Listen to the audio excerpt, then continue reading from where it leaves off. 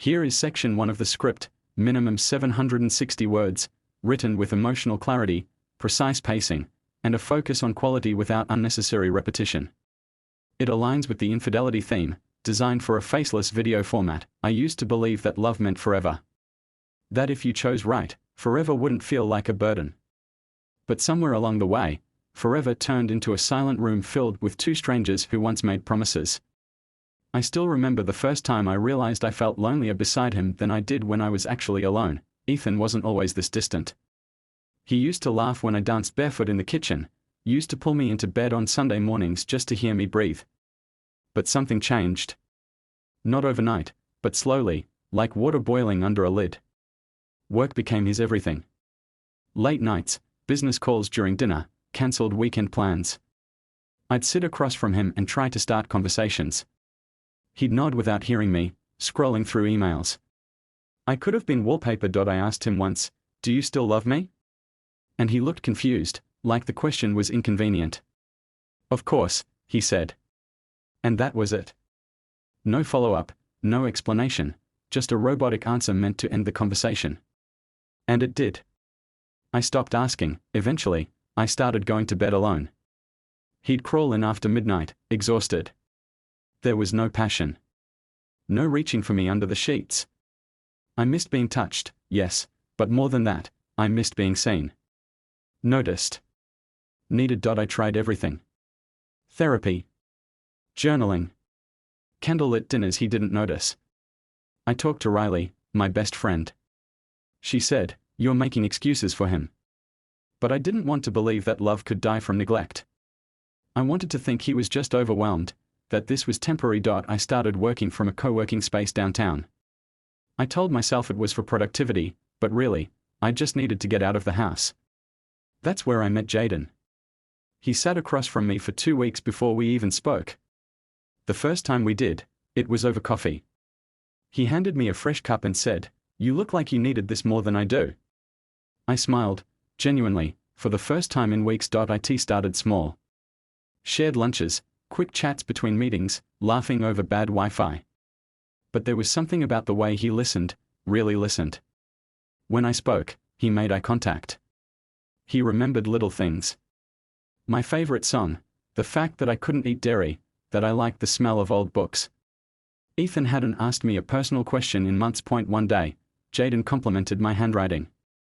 I hadn't even realized he'd seen it. "It's elegant," he said. "Like you think deeply before you speak." I didn't know what to say. I blushed.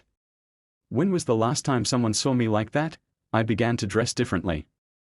Subtle at first, lip gloss, perfume, heels I hadn't worn in months. I told myself it was just to feel good, for me. But deep down, I knew whose eyes I was hoping to catch. We never crossed a line. Not then. But I felt it coming. Like thunder before a storm. The way his hand lingered a second too long when he passed me something. The way I laughed louder when he was around. The way I felt disappointed on the days he didn't show up. At home, Ethan barely noticed the changes. He never asked where I'd been, or why I was smiling. He was too busy, too tired, too something. I started feeling like a shadow in my own life. Present, but irrelevant. I hated that I was craving someone else's attention. I hated that it felt so easy. So natural. I'd lie in bed and remember Jaden's voice, the way he said my name like it was a secret. And still, I told myself I'd never cheat. I wasn't that person. I had morals. Boundaries. But I was also tired. Tired of giving more than I received. Tired of justifying a relationship that felt one-sided. Tired of pretending things were okay. One evening, I came home to an empty house. Ethan had left a note on the fridge. Late dinner meeting. Don't wait up. I stared at the words until they blurred.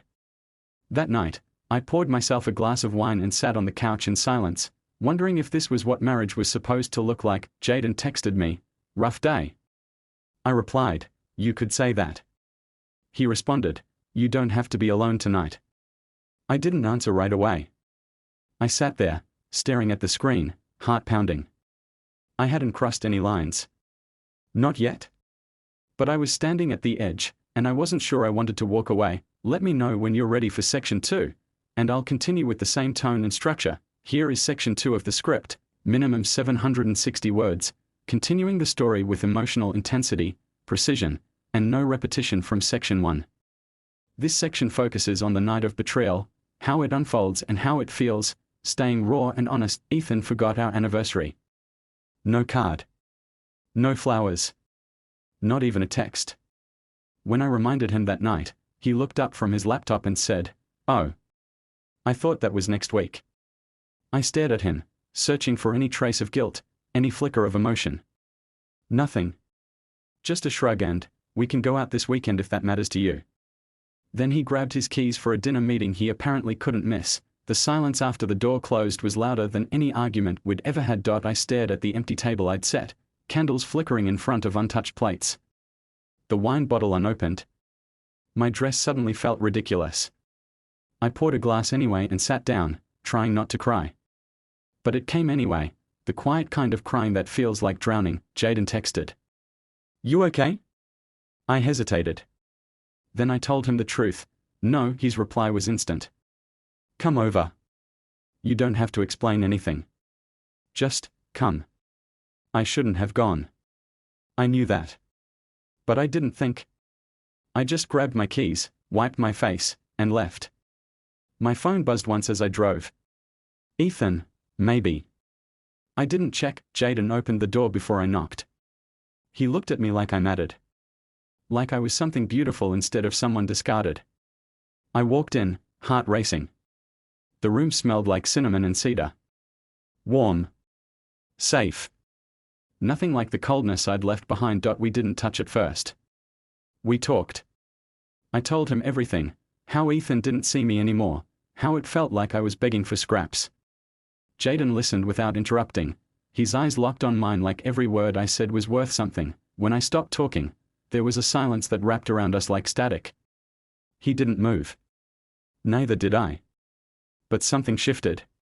The space between us started to feel too small. Then he leaned in. The kiss was slow. Careful. Like he was giving me time to change my mind. I didn't. His lips were warm, his hand against my jaw steady. It wasn't rushed or hungry, it was reverent, almost apologetic. And I let it happen. When we finally pulled apart, I whispered, "This is wrong." He nodded.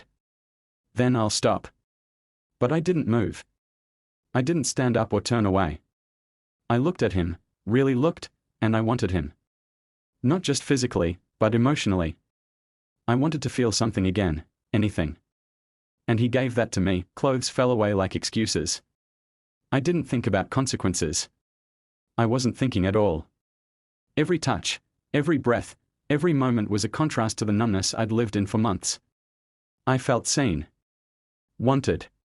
Alive, but it wasn't gentle. It wasn't sweet. It was raw. Urgent. Desperate. Not just for him, for me. For all the parts of me I had buried to keep my marriage breathing. I felt myself unravel, piece by piece, and for the first time, I didn't try to stop it. Every position hurt differently. Not because of the act, but because of what it meant. Each one said something I hadn't been able to say. You forgot me. You left me alone. I needed more. And yet, despite the sting in every movement, I asked for it again.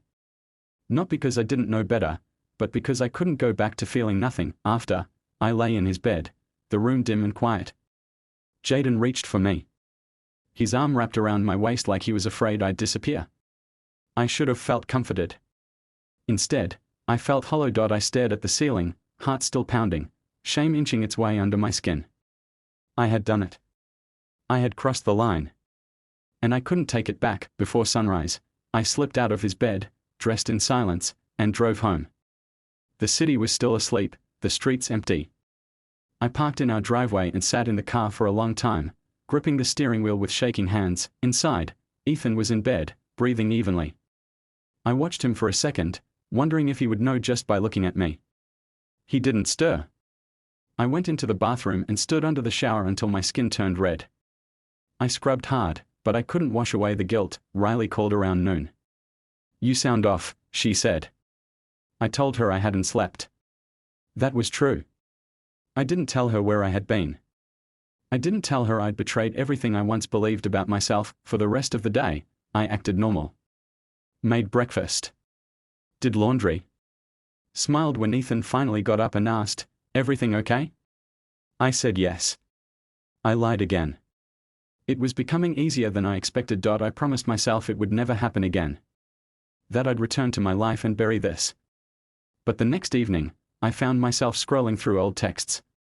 My heart sank when I saw his name. And then I typed, "Are you home?" I hit send before I could stop myself. Let me know when you're ready for Section 3, the emotional aftermath and unresolved tension.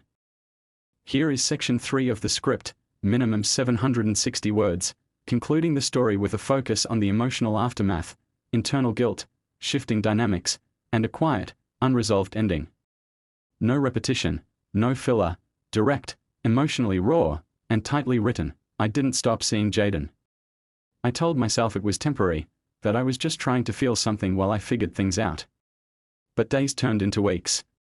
I lived between two versions of myself, the woman Ethan barely noticed, and the woman Jaden couldn't stop touching. At home, nothing changed. Ethan didn't ask questions. He assumed my mood swings were stress. He never suspected there was another man. In some twisted way, that made it worse. That he didn't notice anything at all. I started waking up with anxiety before my eyes even opened. A pressure in my chest, heavy and constant. I'd stare at the ceiling, wondering how long I could live like this. I still went through the motions, grocery lists, laundry, birthday cards for his mother. But I felt like a ghost. Jaden, on the other hand, became more real every day. He started asking for more. More time. More presents. He wanted to take me out to dinner. Wanted me to stay the night and not sneak out before the sun. I started avoiding those questions. It's complicated, I'd say. And it was, but not in the way he thought. The truth was, I didn't want to leave Ethan, not because I loved him, but because I didn't know who I was without him. Our marriage was empty, but it was familiar. And even now, part of me felt like I owed him something. At least honesty. But I couldn't bring myself to give it. Riley noticed before anyone else. "You're different," she said one afternoon. Like, lighter, but also tense. I laughed it off, blamed hormones, said I was just working through things. But she didn't buy it. She looked at me the way only someone who knows your history can, quietly suspicious. Jaden grew impatient. He started calling late, asking why I wasn't responding as quickly, why I wouldn't let him into the parts of my life I kept hidden. I told him I needed time. He told me I was lying to both of us. And maybe I was. I wanted him, but I didn't want the consequences. I wanted to feel, but not pay the cost. Eventually, he stopped calling as much. The messages slowed. I felt a strange grief, like losing something I wasn't supposed to have in the first place. I'd stare at my phone, hoping for a message, afraid of getting one. The same way I'd lie next to Ethan and feel the distance between us like a locked door. One night, I walked into the living room and saw Ethan asleep on the couch, TV still playing. I stood there, just watching him. This was the man I married. The man I had once waited for at the altar, hands shaking with excitement. And now, he was a stranger I shared bills with. I wondered if he'd feel anything if I packed my bags and left in the middle of the night. I didn't hate him. That was the hardest part. He hadn't been cruel. Just absent. Detached. Like loving me became a chore he quietly stopped doing. And I'd kept showing up, thinking that if I worked harder, loved louder, he'd come back. But he never did. I thought cheating would give me clarity. It didn't. It gave me more questions. I thought it would make me feel powerful, but instead, I felt hollow. Guilt didn't come in waves, it stayed. Lingering under every smile, every kiss, every quiet dinner. I couldn't unring the bell, and yet, I missed Jaden. Not for what we did, but for how he made me feel in the silence between it all. I missed the version of myself I became when I was with him, bold, alive, unafraid to ask for more. I never told Ethan. Not because I wanted to protect him, but because I knew the damage was already done. Not to him, to me. I had become someone I didn't recognize. Someone who lied without blinking. Someone who betrayed not just a vow, but her own sense of self. Some nights, I'd sit in my car outside the house, engine off, hands on the steering wheel, just breathing. Trying to decide if I should go back inside or keep driving. I never drove off. But I always wanted to. I haven't seen Jaden in over a month. The last message I sent was, "I'm sorry." He didn't reply. And I didn't follow up. I don't know what happens next. I don't know if I'll leave Ethan or keep pretending. What I do know is this: I was starving for affection, for validation, for something real. And I found it, but not in the way I needed. I fed the hunger with the wrong thing, and now I carry it differently. Every position hurt differently. Not because of the act, but because of the lie I wrapped around it. But I still asked for it again. And that's what I live with now, the choice I made when I knew better, and did it anyway. Let me know if you'd like a full voiceover version, visual direction, or subtitle format tailored for your faceless video. Here is section 4 of the script, minimum 760 words, continuing from the emotional fallout and exploring the subtle unraveling of identity, guilt, and consequences, all without repetition or filler. The narrative remains tight, introspective, and focused on truth. I started noticing small things. Not in Ethan, but in me. I'd flinch when he touched me, even casually. I used to lean in, close the space between us. Now I measured the distance, always aware. I noticed how often I avoided mirrors, how I smiled with my mouth but not my eyes. I became excellent at pretending, but bad at being present. Some days I wanted to confess, to lay it all out and beg for whatever reaction would release me from this invisible weight. Other days, I convinced myself there was no point. What would I say? I wanted to feel something, so I gave myself to someone else? That wouldn't fix anything. It would only shift the wreckage. I started journaling again, something I hadn't done since college. I filled pages with thoughts I couldn't say aloud. I wrote about the emptiness I tried to fill, the guilt that wouldn't go away, the memory of a touch I couldn't forget. I wrote about how I still loved Ethan, but not in a way that made me want to stay. Not in a way that healed what had been broken. I wrote about Jaden too. Not his name, but what he represented, a mirror I didn't want to look into too long. Ethan noticed I was quieter. He asked once, "Are you okay?" I nodded. He didn't press. That was his pattern. Ask, then walk away. We both avoided truth like it might detonate. Our marriage became routine in the purest form, two people doing what they always did because the alternative was too complicated. One Sunday morning, we had coffee together. It was rare. He looked up from his mug and said, "Do you ever wonder what we'd be like if we met now?" I didn't answer. I didn't want to admit what I was thinking, that we wouldn't make it past the first date. We'd be polite. Cordial. But he wouldn't see me, and I wouldn't wait around for him to try. There were moments I wanted to reach for him. Not sexually, emotionally. Just to feel some echo of what we used to be. But every time I tried, something pulled me back. It felt dishonest to reach for someone who didn't know what I'd done. And I was terrified that if I let myself get close again, I'd break all over in front of him. So I stayed guarded. Riley finally asked me outright, "Is there someone else?" I froze. She didn't say it with judgment, just quiet concern. I didn't answer. She sighed. "You don't have to say anything. But you can't keep living like this." I nodded, but didn't commit to change. I wasn't ready to let go of the one thing that made me feel alive, even if it was already gone. Sometimes I drive past Jaden's apartment, not with the intention of stopping, but just to remind myself that it was real. That I wasn't imagining the connection. That it wasn't all in my head.